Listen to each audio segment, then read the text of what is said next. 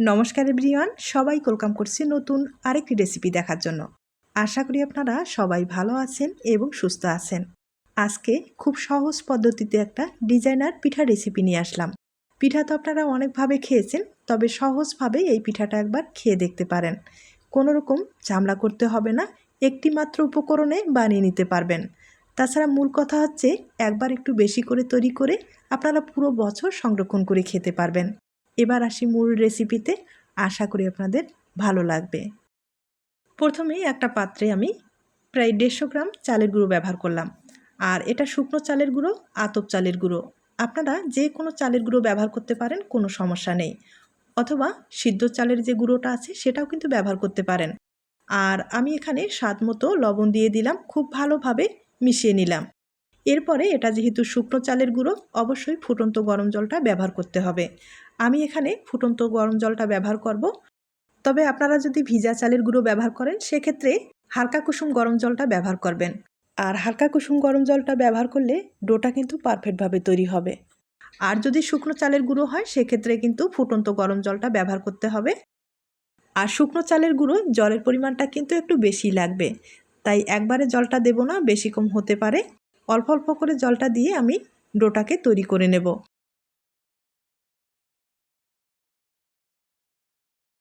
আর এই ডোটা শক্ত করা যাবে না, নরম করে তৈরি করে নিতে হবে।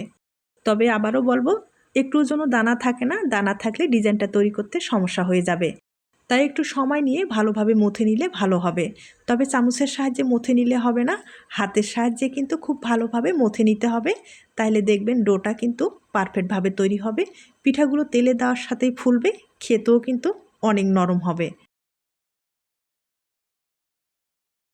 তবে এই পিঠাগুলো যে চালের গুঁড়ো দিয়ে তৈরি করা যায় তা না। আপনাদের হাতের কাছে যদি চালের গুঁড়োটা না থাকে সেক্ষেত্রে কিন্তু আটা ময়দা দিয়েও তৈরি করে নিতে পারেন। আর আটা ময়দার পিঠাগুলো সেগুলোও কিন্তু খেতে ভীষণ ভালো হয়। তবে আপনারা চাইলে ট্রাই করতে পারেন। আমি খুব ভালোভাবে মথে নিচ্ছি, দেখতেই পারছেন। একবারে কিন্তু ফোমের মতো করে তৈরি করে নিলাম। তবে আমার মনে হয় ভিতরে কিন্তু অনেকটা দানা রয়ে গেছে। তার জন্য যেটা করতে হবে, একটা চালনির সাহায্যে চেলে নিতে হবে। চেলে নিলে আর কোনো সমস্যা হবে না, খুব ইজিভাবে আপনারা ডিজাইনটা তৈরি করে নিতে পারেন। তবে এই ডোটা একটু সময় নিয়ে ভালোভাবে ফেটিয়ে নিলে এই যে ভিতরে দানাটা রয়েছে, দানাটা কিন্তু থাকবে না। আর চেলে নেওয়ার যে ঝামেলাটা সেটাও কিন্তু করতে হতো না। যাই হোক, আমার ভিতরে অনেকটা দানা রয়ে গেছে, তার জন্য আমি একটু চেলে নিব। চেলে নেওয়ার পরে আপনাদের আমি দেখিয়ে দিচ্ছি।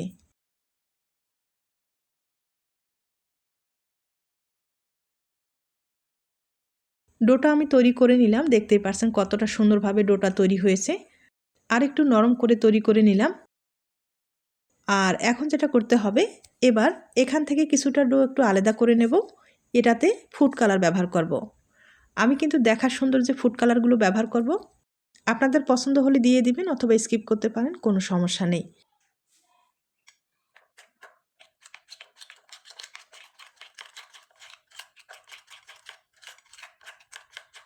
এই পিঠাগুলো তৈরি করতে বেশি সময় লাগে না, একবারে কম সময়ে অনেকগুলো পিঠা তৈরি করতে পারবেন। তাছাড়া আমি আবারও বলছি, একবার একটু বেশি করে তৈরি করে আপনারা কিন্তু পুরো বছর সংরক্ষণ করে খেতে পারবেন। আর আপনারা যদি কালারটা পছন্দ করেন, মানে সামান্য একটু কালার ব্যবহার করলে পিঠাগুলো কিন্তু দেখতে ভালো লাগবে।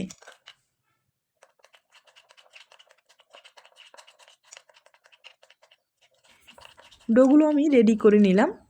আর এখন এই ডোগুলো প্লাস্টিকের ব্যাগে ঢুকিয়ে নেব। প্লাস্টিকের ব্যাগে খুব সহজেই কিন্তু ডিজাইনটা তৈরি করা যায়। তবে আপনারা চাইলে সিরিঞ্জের সাহায্যেও এই ডিজাইনগুলো তৈরি করে নিতে পারেন। সিরিঞ্জেও কিন্তু খুব সহজেই পিঠাগুলো তৈরি করা যায়। আর হাতের কাছে সিরিঞ্জ থাকলে সিরিঞ্জের সাহায্যে আপনারা তৈরি করতে পারেন, অথবা নর্মাল কোনো প্লাস্টিকের ব্যাগে ঢুকিয়ে খুব সহজেই পিঠার ডিজাইনটা তৈরি করে নিতে পারেন। আর আমি প্লাস্টিকের ব্যাগে ঢুকিয়ে ডিজাইনটা তৈরি করে আপনাদের দেখিয়ে দিচ্ছি।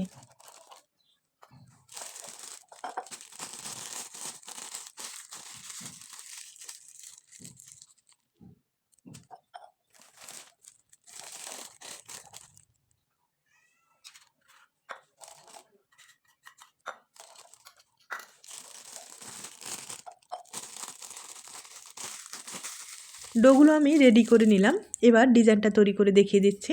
আর ডিজাইনটা কিন্তু একবার সহজ একটা ডিজাইন, এর চেয়ে সহজ আর ডিজাইন হয় না। আর প্লাস্টিকের মুখটা কিন্তু খুব ছোট্ট করে কেটে নিতে হবে, তাহলে খুব সহজেই এই ডিজাইনগুলো তৈরি করা যাবে।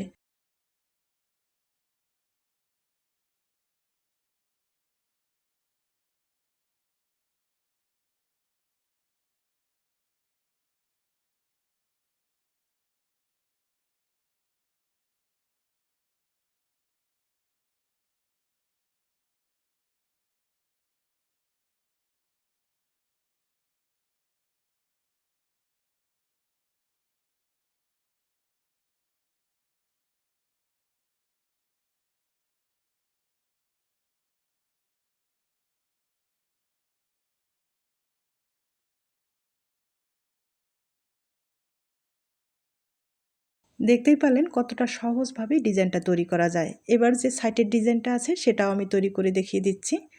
আর সাইটের ডিজাইনটা কিন্তু একটু ঘন করে দেওয়ার চেষ্টা করবেন, তাহলে পিঠাটা দেখতে ভালো লাগবে।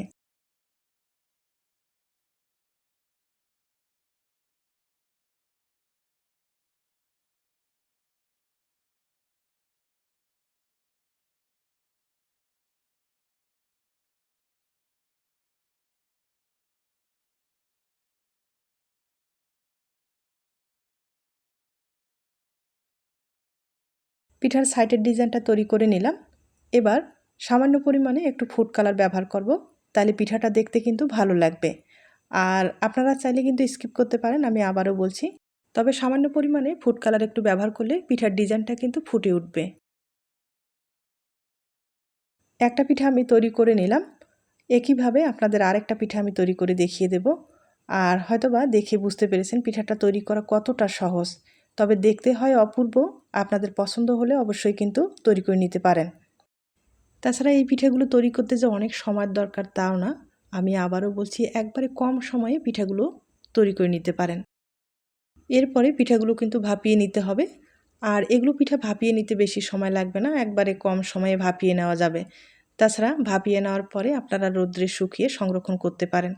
আর রৌদ্রের যদি ব্যবস্থা না থাকে সেক্ষেত্রে কিন্তু চিন্তার কোনো কারণ নেই। আর যেহেতু চালের গুঁড়োর পিঠা, এগুলো হালকা আলো বাতাসের মধ্যে রাখলেও পিঠাগুলো শুকিয়ে যাবে, কিংবা ফ্যানের নিচে রেখেও শুকাতে পারেন। আর যদি রৌদ্রের ব্যবস্থা থাকে তাহলে কিন্তু রৌদ্রে শুকিয়ে নিতে পারেন। তবে আবারও বলবো, যদি আপনাদের হাতের কাছে সিরিঞ্জ থাকে সিরিঞ্জের সাহায্যে তৈরি করে নিতে পারেন। এই যে লেয়ারগুলো এখন দেওয়া হচ্ছে, লেয়ারগুলো কিন্তু সমান হবে, পিঠাটা দেখতে আরও ভালো লাগবে।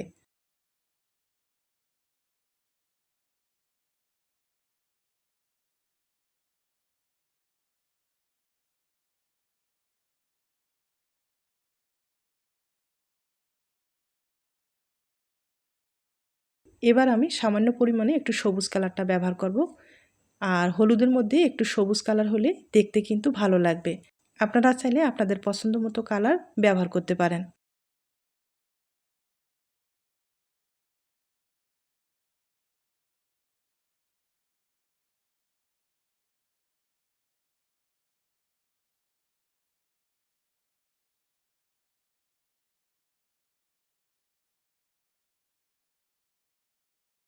আমি আপনাদের দুইটা পিঠা তৈরি করে দেখিয়ে দিলাম। আর একইভাবে অনেকগুলো পিঠা তৈরি করা হয়ে গেছে। এবার পিঠাগুলোকে ভাপিয়ে নিতে হবে। পাত্রে আমি আগে থেকে জল বসিয়েছি, জলটা হাই হিটে ভালোভাবে বলক নিয়ে আসতে হবে। এরপরে পিঠা দিয়ে দিতে হবে। একটা পিঠা আমি দিয়ে দিলাম। আর এগুলো ভাপিয়ে নিতে বেশি সময় লাগবে না, 30 সেকেন্ডের মতো ভাপিয়ে নিলেই হয়ে যাবে। আপনাদের বড় পাত্র থাকলে একবারে কিন্তু কয়েকটা ভাপিয়ে নিতে পারেন, তাহলে সময়টাও কম লাগবে।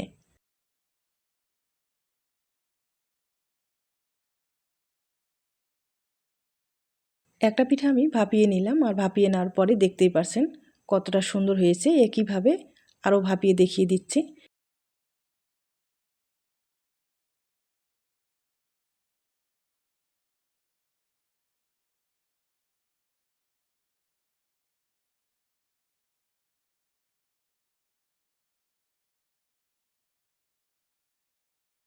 আমি আপনাদের কয়েকটা পিঠা ভাপিয়ে দেখিয়ে দিলাম। একইভাবে অনেক কয়েকটা ভাপিয়ে নেওয়া হয়ে গেছে, তবে এখনও ভাপিয়ে নেওয়ার বাকি রয়েছে, আমি পরে ভাপিয়ে নেব।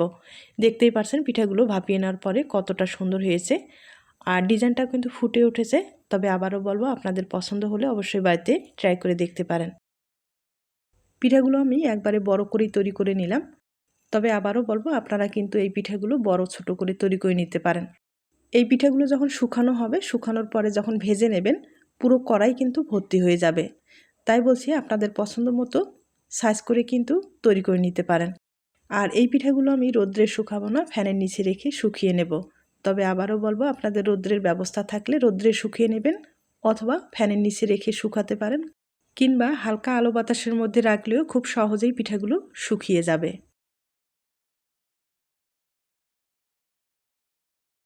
পিঠাগুলো ভাপিয়ে নেওয়ার পরে প্রত্যেকটা পিঠাই কিন্তু খুব সুন্দর হয়েছে, দেখতেই পারছেন কোনো রকম আঁকা বাঁকা হয়নি। আর ডিজাইনটাও কিন্তু খুব সুন্দর ফুটে উঠেছে। আর এগুলো যেহেতু শুকনো পিঠা, হঠাৎ কোনো অতিথি আপ্যায়নে ঝটপট কিন্তু এই পিঠাগুলো আপনারা ভেজে দিতে পারেন এবং শিরার সাথে পরিবেশন করতে পারেন। দেখবেন আপনার অতিথি অনেক খুশি হবে। এবার আমি সবগুলো পিঠা শুকানোর পরে আপনাদের আমি দেখিয়ে দিচ্ছি। পিঠাগুলো আমি শুকিয়ে নিলাম, দেখতেই পারছেন শুকানোর পরে কতটা সুন্দর হয়েছে, কোনো রকম কিন্তু আঁকা বাঁকা হয়নি। আর এগুলো আমি ফ্যানের নিচে রেখে শুকিয়ে নিলাম। তবে রোদ্রে শুকালে একটু কিন্তু বাঁকা হয়ে যেত, তবে সমস্যা নেই। রোদ্রে শুকালে কিন্তু আপনারা অনেক দিন পর্যন্ত সংরক্ষণ করতে পারবেন। আর শুকানোর পরে দেখতেই পারছেন পিঠাটা দেখতে কিন্তু বেশি সুন্দর হয়েছে। এভাবে আপনারা দীর্ঘদিন পর্যন্ত সংরক্ষণ করতে পারবেন। যখন খেতে ইচ্ছে করবে তখন শুধু তেলে ভেজে খেতে পারেন। আবারও বলবো, হঠাৎ কোনো অতিথি আপ্যায়নে ঝটপট এই পিঠাগুলো আপনারা ভেজে দিতে পারেন। এবার আমি কয়েকটা পিঠা আপনাদের তেলে ভেজে দেখিয়ে দেব। এই পিঠাগুলো এতটাই হালকা, তেলে দেবেন আর তুলে নেবেন। তবে হালকা আঁচে ভেজে নিতে হবে। হালকা আঁচে ভেজে নিলে কালারটা ঠিক থাকবে এবং পিঠাটা দেখতে ভালো লাগবে। আর যদি চুলার আঁচটা বাড়িয়ে আপনারা ভেজে নেন, সেক্ষেত্রে কিন্তু পিঠাটা লালচে হয়ে যাবে, দেখতে ভালো লাগবে না।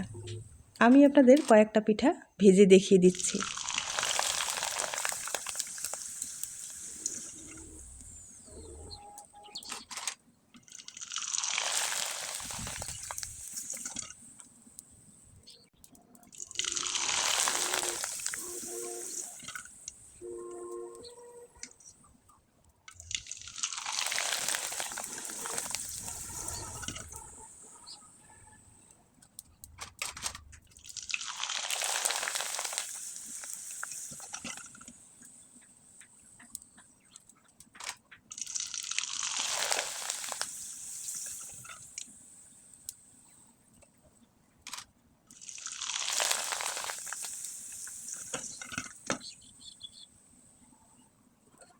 আমি আপনাদের অনেক কয়েকটা পিঠা ভেজে দেখিয়ে দিলাম। তবে ছোট্ট একটা রিকোয়েস্ট থাকবে, পিঠার এই রেসিপিটি আপনাদের কাছে যদি ভালো লেগে থাকে বা আপনার কোনো উপকারে আসতে পারে, তাহলে কিন্তু একটা লাইক দিতে পারেন। আর আমি কিন্তু এখানে সামান্য পরিমাণে চিনি ছড়িয়ে দিলাম, তাহলে পিঠাটা খেতে ভালো লাগবে। আর আপনারা চাইলে সামান্য পরিমাণে চিনির শিরা অথবা গুড়ের শিরা ব্যবহার করে পিঠাগুলো খেয়ে দেখবেন, খেতে কিন্তু দুর্দান্ত লাগবে। দেখতেই পারছেন পিঠাটা কতটা মুসমুসে হয়েছে। একইভাবে আরেকটা আমি ভেঙে দেখিয়ে দিচ্ছি।